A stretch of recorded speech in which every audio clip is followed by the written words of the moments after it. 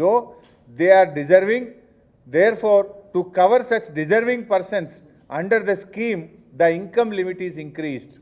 Outsourcing ఉద్యోగులు, అంగన్వాడీలు, ఆశాలు, RTC ఉద్యోగులు, అదేవిధంగా ప్రైవేట్ సెక్టార్లో పనిచేసే పేద ఉద్యోగులకు కూడా తెల్ల రేషన్ కార్డు దక్కాలని చెప్పి ఆ రోజు మా ప్రభుత్వం 2014లో పెంచింది.